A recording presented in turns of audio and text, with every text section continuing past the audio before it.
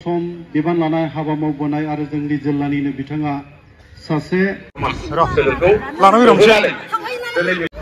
दसे मोसाफैनो सापर्ट खालामबा जोंनि जिल्ला जेंनाफोर दङ। गिबियावनो बैसागु बोथोरनि बयनिसिमबो गिबियावनो माने नोंथांमोनसिम खुलुमहरनाय बावहरग्रोनाय जाबाय। आसा खालामो नोंथांमोना मोजाङैनो दं, लोगोसे आंबो बहुत मोजाङैनो दं आरोना। बैसागु बोथोरनि आं बयनिसिमबो खनसे गाहाम हामलायनाय बावहरनाय जाबाय। आं दिनै दंफैयो नै बेयाव नोंथांमोन जोंहा फुजाथिलियाव आरोना, जों जिथुनिखि माबा खुंगोन बैसागो मेला खुंगोन आरोना, बेयाव आं दंफैयो। मानो होनबा आङो दायो मोनसे जथुमा जादों आरोना। नैबे जथुमाया ओरैबायदि माने हरखाब जादों, जेबो प्लेनिं गैया गोबावनिफ्राय। सप्तासे 10 दिन 15 दिन मास मोनसे सिगां जेबो प्लेनिं गैयालासेनो दिनै माने हरखाब मोनसे मिटिं जथुमा जादों आरोना। गासै माने बर' आफादखौ लानानै मोनसे जथुमनाय जादों। बे जथुमाव मानो बेबायदि लानो गोनां जाखो बा मानो जथुमनो गोनां जाखो बैसागु बोथोरनि माने एकदम बैसागु सिजोनाव, बेखौ आं नोंथांमोन एसे देखायलांनो होननानै नैबाव फैनाय जाबाय। थ' नायलांबानो जाबाय आरोना। ओमफ्राय एसे जों दैदेनगिरि अर्गानाइजार बिथांमोनाव एसे सोंनानै नायनोसै थ' दिनै बे मेलखौ मानो लेंनाय जादों। थ' नोंथांमोनाबो नायलांदो, एसे मिथिनानै लादो। थ' नायलांबाय थादो बिदिब्ला। रायलायनानै जों सोंदों बिथांमोनाव जे इलेक्सनावथ' जों बाहागो लानोसै, रायजोफोरनि गेजेराव जों मा बुंहैनांगौ, जों बिजेपिनो भट होनांगौ होननानै जों बुंनांगौ। दैदेनगिरिफ्रा मा होनलाङो एसे खाथियाव देखायलांसै। थ' नायलांबाय थादो नोंथांमोना। बिसायख'थि गेलेहोनाय गावनो घोषणा होना फैदों। थिग बिदिनो गिबि मन्थ्रिजोंबो बे बाथ्राखौ जों रायलायदों। रायलायब्ला बिथांमोना बुंबाय जे माखासे जेंनानि थाखाय मावख'नो हायाखै खामानि। जेरै बर' कसारि वेलफेयार समाज काउन्सिलनि गामि सोसननायनि जेब्ला नटिफिकेसन होदोंमोन फार्स्ट गभर्नमेन्टआ, आसाम गभर्नमेन्टआ, अब्लाना राभा हासंआ अबजेक्सन खालामदोंमोन। राभा हासंनि अबजेक्सन खालामनाया जाहैबाय, जिहेतु राभा हासंआव बर' आरो राभाजों फ्राय समान समान, बर'फोरखौ जुदि बर' कसारि वेलफेयार समाज काउन्सिलाव सोसनना होयोब्ला बिसोरनि जिथु नांजाबनाय एरिया बे बायनानै थांगोन। आरो जिहेतु राभा हासंखौ आसाम सरकारा 6 दिननि थाखाय सेन्ट्रेल गभर्नमेन्टनो प्रप'जाल हरनानै दोनदों, बे जाफुंनाय नङा। बेनिखायनो जों दुलाराय बर' फरायसा आफाद, खौसेथि बर' सुबुं आफाद, दुलाराय राभा फरायसा आफादजों जोङो खननै रायलायबाय। बे जोंनि लुबैनाय। आरो बेखौ नोंथांमोना जुदि गनाया माबायोब्ला, नोंथांमोना जुदि 6 दिल जायोबा, जों बिथांमोनखौ जोंनि सार्थ'आ जुदि बे 6 दिलाव बर' मानसिनि सार्थ'फ्रा जुदि सुरक्षित जायोब्ला जोङो हगारफिनना होगोन बर' मानसि। जों बिदिसिम थांबाय थारमाने बे लेभेलसिम। खिन्थु बे मोनसे गोनो गोथो जानानै जिथु अर्डारमोन बेखौ नटिफिकेसन होफिननानै दानाव होफिननानै बेखौ बन्द' खालामफिनबाय। बिनि उनाव मिसिं अट'नमास काउन्सिलाव दावराव जाबाय, युवा अट'नमास काउन्सिलाव दावराव जाबाय, सन'वाल, देउरि, गुबुन गुबुन काउन्सिलफोर दावराव खालामनायाव दाख्लैसो माखासे काउन्सिलफोरजों बर' कसारि वेलफेयार समाज काउन्सिल आरो ट्राइबेल वेलफेयार काउन्सिलजों रायलायजोबनानै बाथ्राया जजोब्बाय। दा बेखौ इलेक्सननि सिगाङाव मावफुंनो हाला, इलेक्सन बायब्लानो मावफुंना होगोन होननानै बे बाथ्राखौ रायजो राजानि सिगाङाव जोंखौ फोरमायनो होदों। आरो गुबुन गुबुन सामाजिक जेंना जिब्लाक दङ जोंनि गेजेराव, जों बेखौ सरकारनो फोरमायनानै बुंदों। सरकारा बुंदों जे एबार नायदो, गतिके इलेक्सननि उनाव जेसे हायो थाबैनो बेफोर समस्याफोरखौ सुस्रांनो जोंनिफ्राय नाजागोन होननानै जों बाथ्रा होबाय होननानै जोंनो फोरमायदों बे आसाम सरकार। आरो जिहेतु जोङो जइन्ट मनिटरिं कमिटियाव जों रायलायबाय थादों, जिहेतु जइन्ट मनिटरिं दुलाराय बर' फरायसा आफाद आरो खौसेथि बर' सुबुं आफाद आरो भारत सरकारनि नखर बिफान आरो आसाम सरकार, जों दिनैसिम 7 खेब रायलायबाय। बे 7 खेब रायलायनायाव आं खनसे बुंदोंमोन दिल्लीयाव, हम मिनिस्ट्रिनि जोंना सेक्रेटारि पियुष गोयल बिथांखौ आं बुंदोंमोन। थारमाने बुंनाया आं बेखौनो बुंदोंमोन दा बिटिआरनि बाहेरनि बर'फोरनि जेसेबांनाखि समस्याफोर दं बेथ' सुस्रांजायाखै। बे होनना बुंदोंमोन, नोंथांमोननो जिथु काउन्सिल होनो गोनां दङ जों होबाय। सेपारेट डाइरेक्टरनि खोथाखौ बुंदों बे फंनैसो होनांगौ नालाय जों होबाय। बाखि खामानिया जिहेतु स्टेट एक्टनि आन्डाराव, गतिके आसाम सरकारा जिहेतु सोलिनानै दङ, नोंथांमोना चिफ मिनिस्टारजों बा आसाम सरकारजों रायलायनानै बेखौ समस्याखौ समाधान खालामना लानांगोन होननानै बिथाङा बिथोन होदों। दा जों नुबाय आसाम सरकाराथ' दिनैसिम 2 बोसोरनि बारा दङ। गतिके गुबुनखौ जुदि जों सापर्ट खालामोबा जोंनि नैबे बिटिआर सुक्तिनि जिथु दफा बेखौ मावफुंनाय, जोंनि BKWSनिखौ गामि सोसननाय, बिनि रां बावजाखौ बारायहोनाय, बेफोर जाफुंनाय नङा। थारमाने बेफोर आद्रा थाजोबगोन गतिके जों सानदों जेसेबांनाखि जोंनि गेजेराव समस्याफोर दङ बे समस्याफोरा सुस्रांजानायनि सार्थआव जों एबार सोर मोजां सोर गाज्रि नायालासेनो बिजेपि दोलोखौनो भट होफिननांगौ होननानै जों बुंबाय थादों जोंहा उमुगा गाज्रि थुमुगा मोजां जोंहा बुंनो गोनां जेबो गैया खिन्थु जोंहा भटखौ मानो बिजेपिनो होनांगौ जों बे बाथ्राखौ बुंनो फैदों जों बेनिखायनो दाख्लै 1 तारिखआव दुलाराय बर' फरायसा आफादनि बिसिनि सेन्ट्रेल एक्जिकिउटिभ जादोंमोन आरो बिथांमोननि केबिनेटआव आंखौ लिंहरनानै जों ज'यैनो गिदिंलायगोन होननानै जोंहा बाथ्रा होदों बेयाव क'अर्डिनेशन कमिटि दङ चिफ कनभेनर हिसाबै नोंथांमोननि जायगायावनो शिवराम बसुमतारी दुलाराय बर' फरायसा आफादनि आफादगिरि मानगोनां दिपेन बर' जों रायलायदों जे जेरावखि थाङा रायजो राजाखौ खावलायनायाव जाहाथे खौसेथि बर' सुबुं आफाद जयेन्ट मनिटरिं कमिटि आरो इउबिपिअ ज'यैनो तारमाने केम्पेइनखौ खालामनो थांनांगौ आरो मा जाहोनाव जों बिजेपिखौ भट होनांगौ बे बाथ्राखौ फोरमायजोबनांगौ होननानै जोंबो खौसेथि बर' सुबुं आफादा लोगोनो दिसपुराव मोनसे प्रेस आफादफोरजों जों रायलायदों रायलायनानै जों थिरांथा खालामदों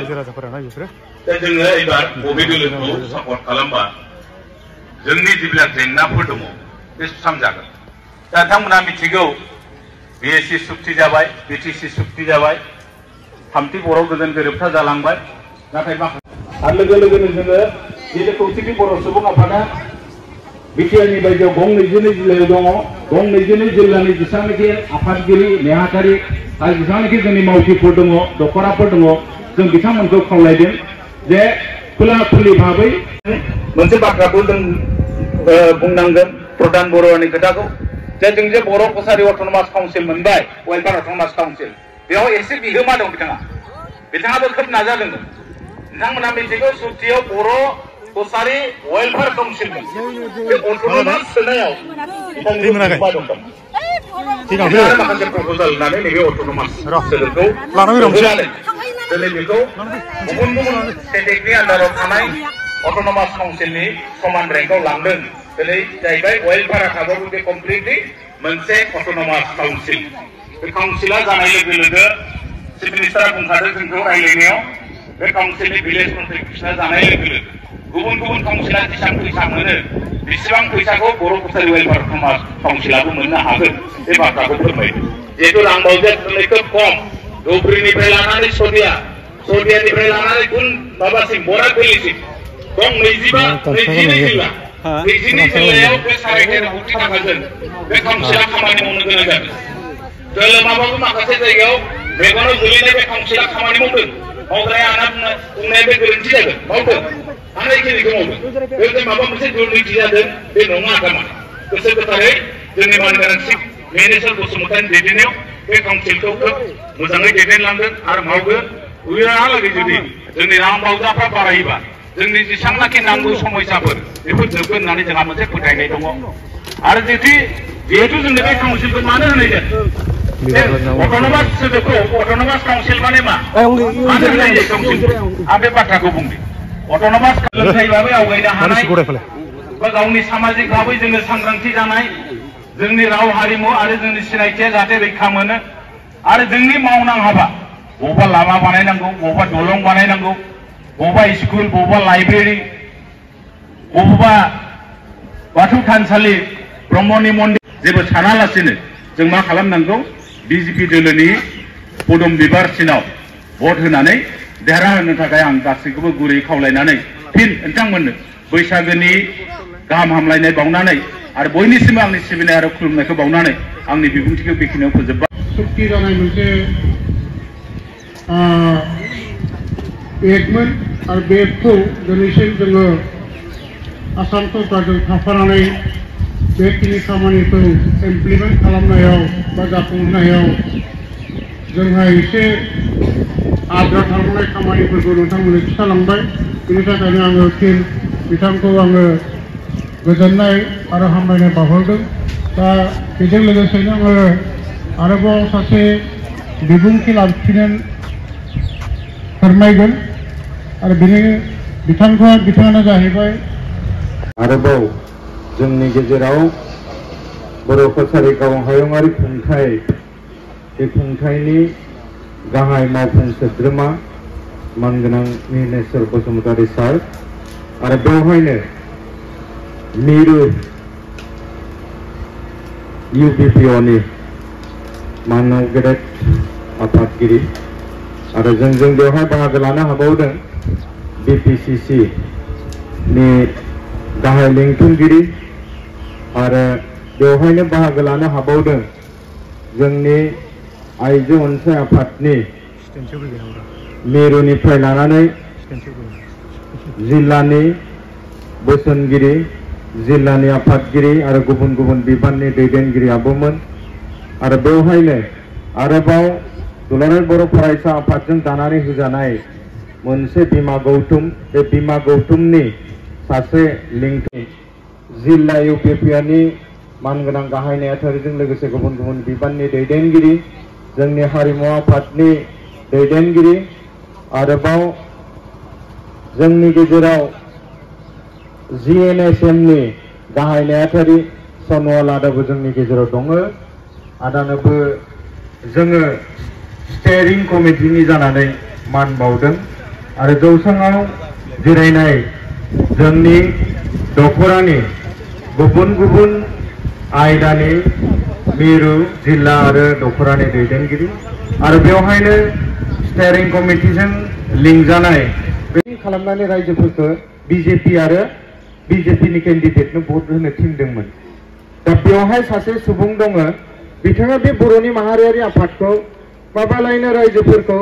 बर'नि माहारियारि आफादफोरा सैमा बायदि मोसौ बायदि बुख्रिनो नागिरनाय बाथ्रा बेरखांदों दा बिथाङाबो मोनसे आफादनि सोद्रोमा जोङो खावलायगोन दुलाराय बर' फरायसा आफाद आरो बर' थुनलाइ आफादनि जानानै बिथांखौ एसे डिसिप्लिनारि सावरायनांगौ डिसिप्लिनारि मोनसे माने माबा लानांगौ थिरांथा लानांगौ दिनै दङबा बिथाङा खोनासंनांगौ जे जोङो बर'नि माहारियारि आफादफोरा मानो जोङो खावलायदों बे इस्युफोरखौ बुंदों आरो जोंनि गाहाय सोद्रोमा बिथाङा बुंथिगोन दा जोङो ओंखायनो थांनांगोन आरोबाव गोबाव सम ज'यैनो आरो जोङो हास्थायगोन जोंनि बर' बिमा बिफा आइ आफामोना बर' रायजो राजाफोरानो जोंनि माहारियारि आफादफोरखौ अनो बानजायो बानजायनांगोन अननांगोन आरो बे माहारियारि आफादफोरनि दैदेनगिरिफोरानो थांनानै गोजौआव गासै बर'नि मोनथाय बर' हारिनि मोननो गोनां जि मोनथायफोर दङ बेखौ बिख'नायाव खाबु होनाय जायो गोहो होनाय जायो बोलो होनाय जायो बेबायदि गोहो बोलो आरो खाबुखौ रायजो राजा आइ आफा नोंथांमोना हरबाय थानांगोन दा ओंखायनो आं गोलावथार बुंनो सानाखिसै बे रायजोखौ खावलायदों आरो जोङो कमिटमेन्टनि थाखायनो रायजोखौ जोङो खावलायदों गोलावथार बुंनो सानासै जोङो स्टारिं कमिटिनि जानानै रायजो राजा आइ आफामोनखौ खावलायगोन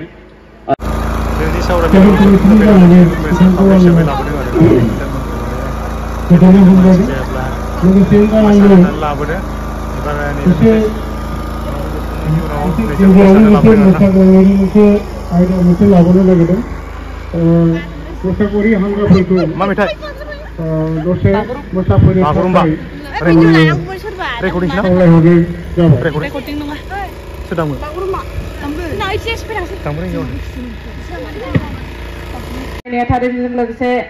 बिथांनि मावथिफारिया बिथांमोन GNSM नि गाहाय नेहाथारि तुलन सनवाल बिथां XBLT वेलफेयार ससाइटिनि जिल्लानि बिबानगिरि बिथांमोन लोगोसेनो बे मेलाव बाहागो लानो हानाय गासै मानगोनां नोंथांमोन गगामुख दखरानि सिङाव थानाय गगामुख दखरानि हिसाबै फंनैसोल' गुसुङै आं बारा गोलाव बुङा फंनैसोल' बाथ्रा बुंनो होननानै आं नोंथांमोननि सिगाङाव गसंथिनाय जाबाय जोंनि दिनै बर'नि गासै माहारियारि आफादफ्रा ज' जानानै दिनै बेवहाय नोंथांमोननि गेजेराव जोङो फैदों बेवहाय गासैबो आफादनि बिबानगिरिफ्रा नुजाथिफैयाखैब्लाबो जोङो ज'यैनो सावरायजोबनाय माखासे आफादा बेवहाय फैनो एसे उसुबिदा बिनि थाखाय जोङो गासैबो आफादफ्रानो ज' जानानै दिनै सावरायनानै नोंथांमोननि गेजेराव मोनसे थिरांथा लानानै नुजाथिफैदों जोंनि गेजेराव बिसायख'थिफोरा जायो आरो बेयाव गोबां बाराय बिसायख'थिया जाबोबाय थादों। जों आरो जेब्लानो बिसायख'थिया जायो बेवहाय लकसभानि बिसायख'थि नै दा जानो फैगासिनो। दा जोङो एसेम्ब्लिनियानो बिसायख'थियानो जा एबा पन्सायतनि जोङो भट होयोब्ला जोंनि बर' माहारिनि उननि समाव मावलांनो गोनां खामानिफोरखौ मोजाङै मावलांनो हागोन। बेखौ माखासे खोथाफोरनि सायाव बिथा खालामनानै थि खालामनानै लानाय जायो। थिग बिदिनो देग्लायबो जोङो फैगौ 19 एप्रिलाव जानो गोनां लकसभा बिसायख'थियाव जोंनि बर'नि माहारियारि आफादफ्रा सिगाङाव बुंबोनाय बायदि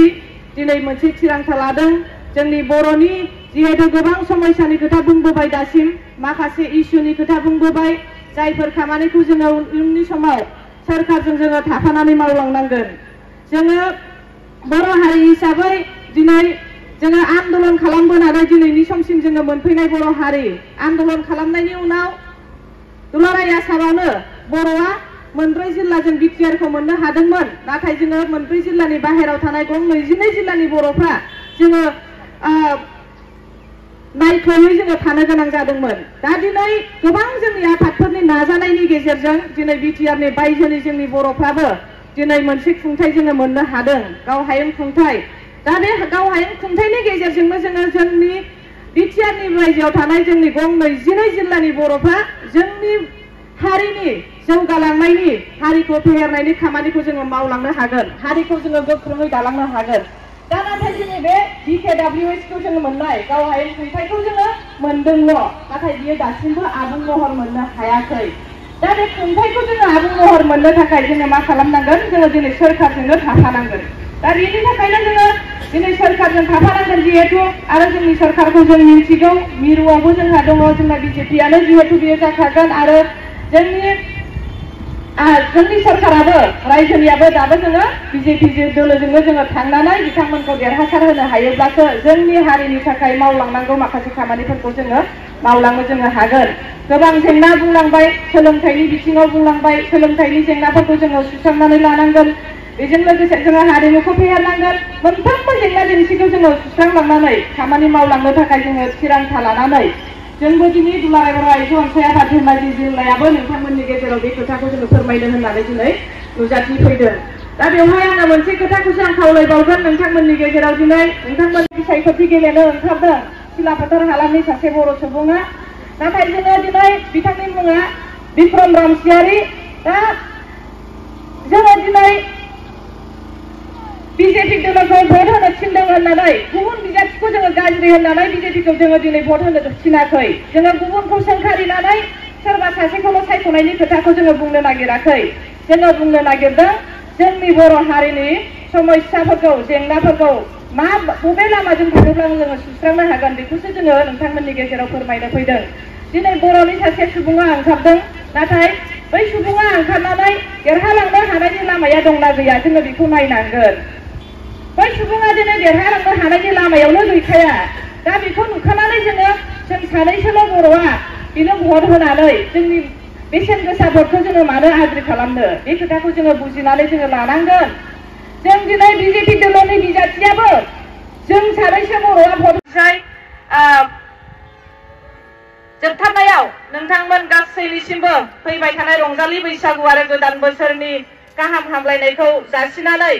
नोंथांमोन गासैनिसिमबो आङो आंनि गोसो गोरबोनिफ्राय अननाय आरो खुलुमनायखौ जासिहरबाय।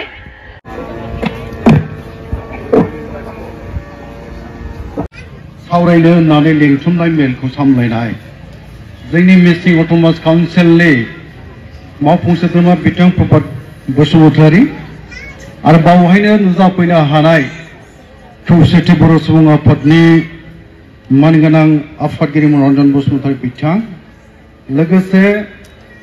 सारेन्डार एनडिएफबिनि आफादगिरि बिटिसिनि बायजोनि बिथां धर्मेश्वर बसुमतारी बिथाङा आफादगिरि, लोगोसे धेमाजि जिल्ला दुलाराय बर' फरायसा आफादनि मानगोनां आफादगिरि थेनजिं बर' मानगोनां बिथां, लोगोसे बावहायनो जों बाहागो लानो हादों जोंनि धेमाजि जिल्ला दुलाराय बर' आइजो अनसाय आफादनि बोसोनगिरि सुवारानि बसुमतारी, लोगोसे धेमाजि जिल्ला सम बिबान लानाय हाबा मावबोनाय आरो जोंनि जिल्लानिनो बिथाङा सासे धेमाजि जिल्ला दुलाराय बर' फरायसा आफादनि आफादगिरिमोन बिथां शिबराम बसुमतारीमोन गोनां बिथां आरो लोगोसे बावहाय जोंजों बाहागो लानो हानाय दुलाराय बर' गुदि फोरोंगिरि आफादनि बिथाङा गाहाय नेहाथारि बिथां मनज स्वरगियारि लोगोसे जोंनि बोखावजायै लखिमपुर जिल्ला बारग' बिएलटि ओनसोल आफादनि बर' सुबुं आफादनि आफादगिरिया नोंथांमोननि सिगाङाव बिबुंथि लाखिलांबाय बेनि उनावहाय धेमाजि जिल्ला दुलाराय बर' फरायसा आफादनि आफादगिरि बिथां तेनजिं बर'आबो नोंथांमोननि सिगाङाव बेसेन गोसा बिबुंथि लाखिलांबाय बेनि उनावहाय धेमाजि जिल्ला दुलाराय बर' आइजो ओनसोल आफादनि बोसोनगिरि बिथां सुभारानी बसुमतारीयाबो नोंथांमोननि सिगाङाव गावनि गेवलांसार बिबुंथिनि गेजेरजों नोंथांमोननो माखासे बाथ्रा फोरमायबाय दा जोंहा फैगौ लकसभा बिसायख'थिखौ लानानै नोंथांमोनजों रायलायनो गोनां जानानै फैनायनि थांखिया मानो जों भट होनांगौ भटखौ होआबा जोंहा मा जागोन बावहाय गोथौ मा थांखि हाबनानै दङ बेफोर मोनफा मोनफा जों मोनथिलायनो गोनां बाथ्रा ओरैनो जोंना मेल सामलायगिरि बिथां प्रभात बसुमतारीया दुखु मोननाय फोरमायदों मानो जोंनि नोलोबारि ओनसोलाव बर'फोरनि रायजो जानायाव जों मोनथिलायो रोखाथार जोङो जोंनि बर' सुबुं अनजिमा बेल' नङा गामिफ्राबो खाथि खाला गासैबो बर' सुबुंजोंनो खोब बेखौबो जों मोनथिलायो अब्लाबो दिनै मानो सुबुं अनजिमाया बाङाय जाखोबालाय बेखौ दुखु मोननाय फोरमायदों गमामायैनो जोङो रिजायनानै नायोब्ला मिसिंफोरनि मिटिं मोथां जोंनि मिटिं खुंनाय बेफोरखौ रिजायनानै नायोब्ला जोंनि मानसिफ्रा मिटिं खोनासंनो बानाय बेखौ नुनो मोनसै मिटिंआव जि बिबुंथिफोर लाखिनाय जायो बेफोरखौ जों बेसेबां गोथौयै खोनासंना लानो हादों बाथ्राखौ सावरायखांनायनि उनावहाय जों थांखियाव फैनानै खामानि मावनो गोनां जायो बे थांखि जोंनि बिबान आरो जों मावनो गोनां खामानिफोरनि सायाव जोङो जेब्ला गावनो रोखा जानाय नङा गामियाव थांनानै जोङो बोरैहाय जोंनि रायजो राजाखौ बुजायहैगोन बा मा फोरमायहैगोन ओंखायनो फैगौ बिसायख'थिखौलाय जों मोनथिखाबाय दा गोबाङानो साननो हागौ भट होनांगौ होगोन दा जों बिदिबो साननोबो हागौ सोरनो होनांगौ मानो होनांगौ बेखौथ' रोखा जानांगौनि बाथ्राबो थाबाय दा ओरैनोथ' भटखौ होनो होनबानो होनानै आदाय खालामलाबायनायाबोथ' थिग नङाना जोंहा बर' हारिया गोलाव सम सोमावसारनायनि गेजेरजों जोङो दिनै जि मोनसे थासारिसिम सफैबाय बेनि गोलाव जारिमिनखौ आं बुंनो लुबैनाय नङा बेसेबांबा गोलाव जारिमिन बड'फा उपेन्द्र ब्रह्मनि दैदेननाय दुलाराय बर' फरायसा आफादनि आफादगिरि बिबानाव थानाय बिथाङा जोंखौ दैदेनबोदोंमोन मोनसे समाव बर' हारिनो दरसे आलादा हादोर बर' रायजो नांगौ होननानै सोमावसारनायखौ जुरिजेनदोंमोन बिथाङानो बुरलुंबुथुर दैमानि साहा सेरफाङाव सनकस दैसानिफ्राय जागायजेननानै सानजा सदियासिम आलादा बड'लेण्ड रायजो मोनसे जोंनि राजखान्थि दाबिमोन आरो बेजों लोगोसे नैथि दुलाराय बर' फरायसा आफादा राजखान्थि दाबि दङमोन बुरलुंबुथुरनि खोलाहा थानाय बर'फोरनो एबा ट्राइबेलफोरनो मोनसे नीलाचल अट'नमास डिस्ट्रिक्ट काउन्सिल दानाय बेयो दुलाराय बर' फरायसा आफादनि नैथि राजखान्थि दाबिमोन आरो थामथि राजखान्थि दाबि दंमोन जोंहा दुलाराय बर' फरायसा आफादा दिनैबो नाथाय बे दाबिया सुफुंजायाखै मावफुंजायाखै बे जाहैबाय कार्बि आंलंआव रायजो जानाय बर'फोरखौ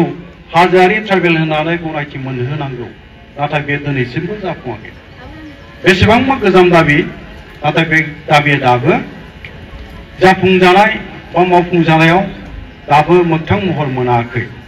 दा बे मोनथाम राजखान्थि दाबिखौ लानानै बड'फा उपेन्द्र ब्रह्मआ सोमावसारनायखौ दैदेनदोंमोन divide Assam 50-50 we want justice no Bodoland नो रेस्ट बेफोर जारिमिन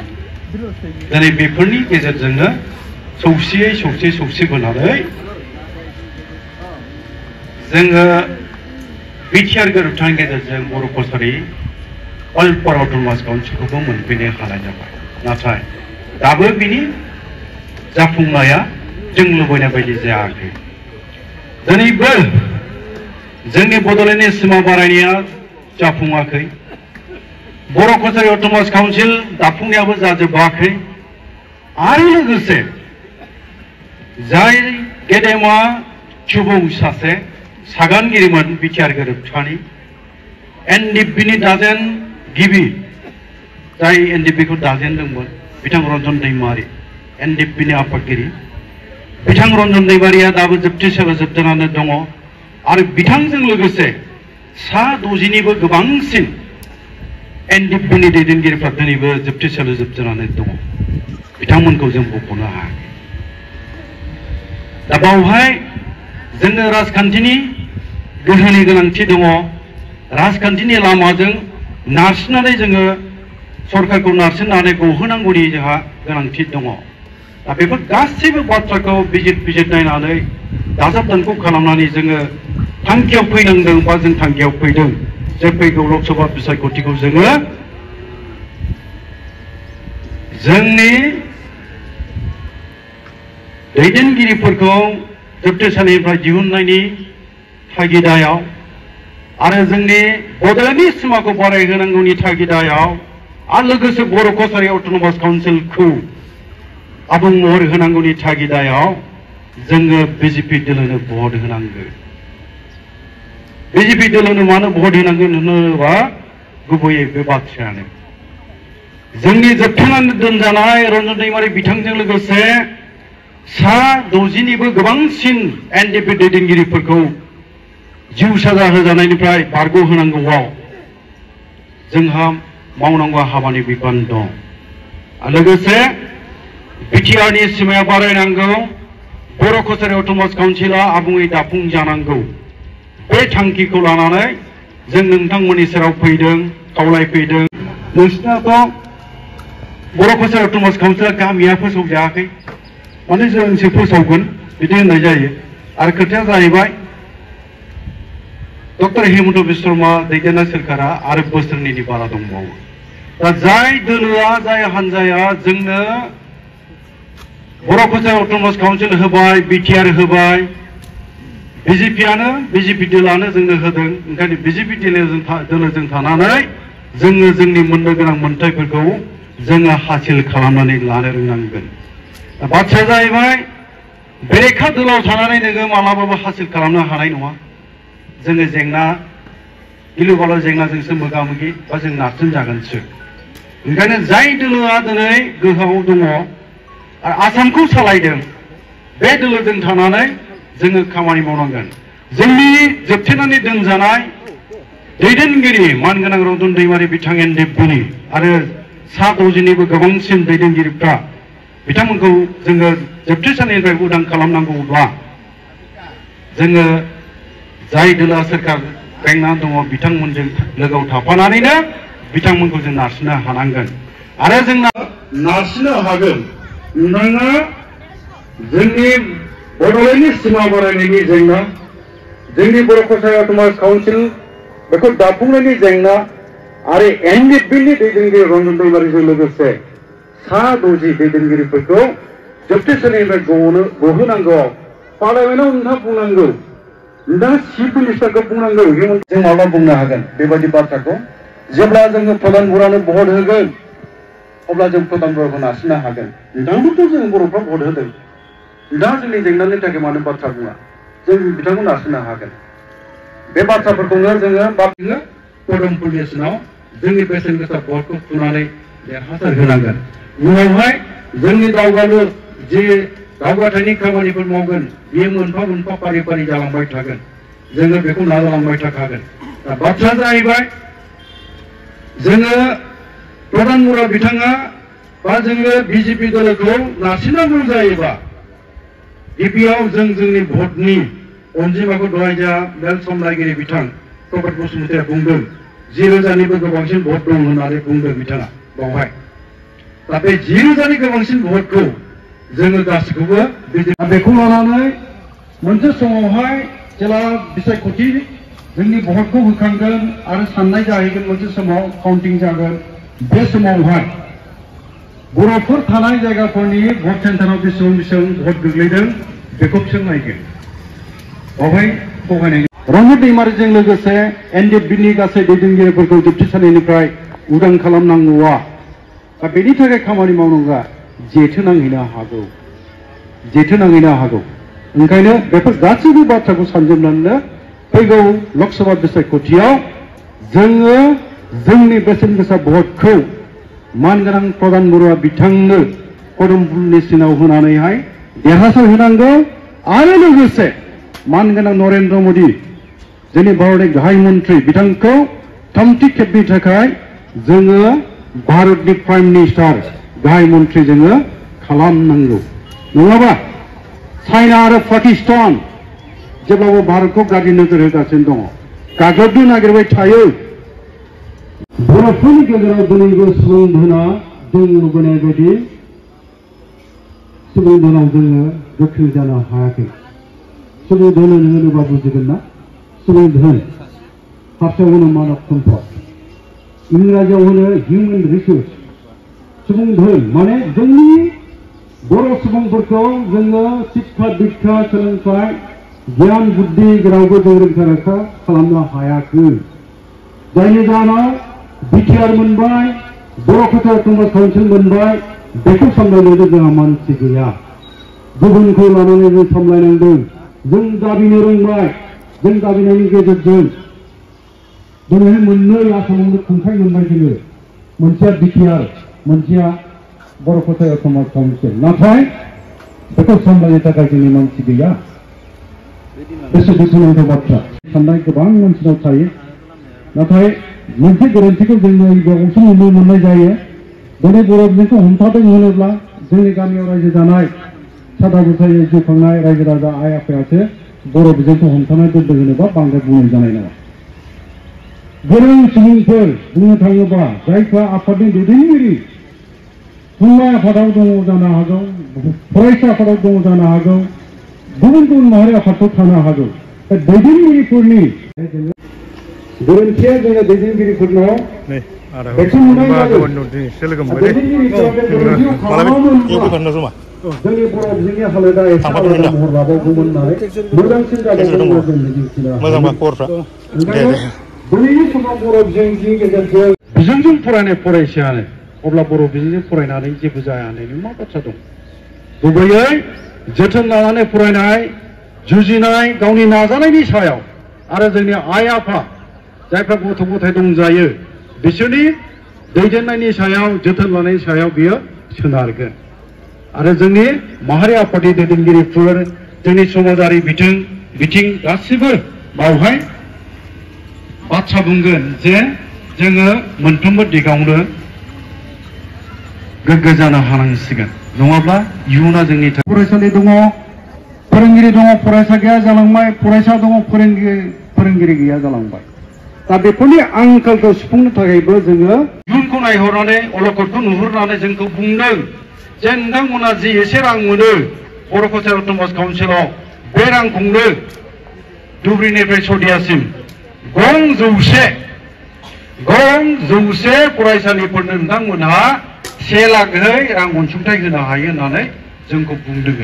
दा बिथांनि बुंनायखौ मोननानै जोङो बोलो मोनदों बिखायाव आरो जों मावनो थाखाय थांखिबो लाबाय ओंखायनो बबेबा फोरोंगिरिनि आंखाल जादोंबा जोङो रां अनसुंथाइ होनानै फोरोंहोनो थाखाय बेखौ थांखि लादों दा फोरोंनो गोसो गोनां जोंनि हारिनि इयुनखौ लानानै जाय लेखा रोंनाय सुबुंफोर दङ BA पास जानानै दङ सोरबाया हायार सेकेन्डारि पास जानानै दं बिथांमोना सिगांबोनांगोन लेखा फोरोंनो थाखाय बेखौ खावलायनाय थाबाय बे खामानिखौ जों मावलांबाय थागोन दा दिनैनि बे समाव आं बारा गोबां बाथ्रा बुंनो लुबैयाखिसै आङो मोनसे खावलायलांनो लुबैगोन दिनैहाय जे जोङो बिसायख'थि जोबनायनि उनावहाय जेब्ला बिसायख'थिनि रिजाल्टआ फैगोन बेनि उनावहाय खेबसे गोरोंसाफोरनि मेल जोङो खौसेथि बर' सुबुं आफाद दुलाराय बर' फरायसा आफाद आरो दुलाराय बर' आइजो अनसाय आफाद ज' जानानै आरो गासै बर'नि धोरोमारि गौथुमफोर थाबाय आरो जोंनि हारिमु आफादफोर गासैखौबो लाफानानै खेबसे रायलायनांगौ